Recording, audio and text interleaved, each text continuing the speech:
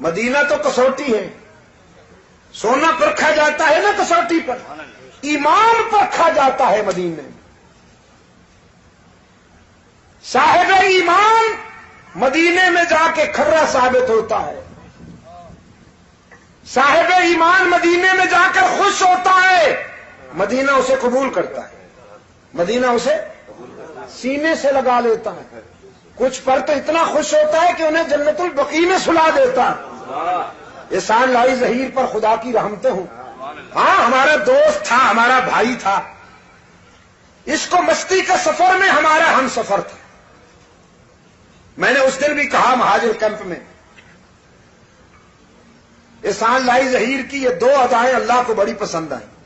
ایک تو وہ تحفظ ختم نبوت کی تحریک میں مجاہد تھا ہمارے ساتھ، اس نے سن 74 کی تاریخ تحفظ ختم نبوت میں بھی ہراول دستے میں ہمارا ساتھ دیا، سن 84 کی تاریخ تحفظ ختم نبوت میں بھی قدم سے قدم ملا کے چلے۔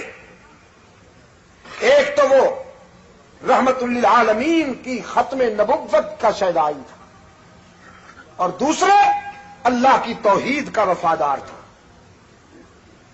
توحید میں کھرا تھا۔ اللہ کا کرم ہوا، یہ ایسی مثالیں بہت کم ہیں۔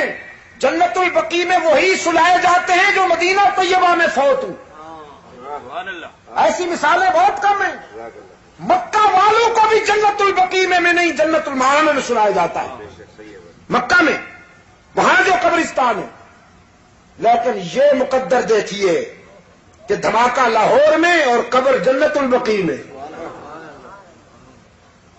میں نے کہا ہمیں تو مرنے کے بعد بھی مدینہ بلا لیتا، اور تم جیتے جی وہاں سے بھگوائے جاتے ہو۔ اس وقت تک داخلہ نہیں کھلے گا جب تک توحید میں شرک کی ملاوٹ سے توبہ نہیں کرو گے، جب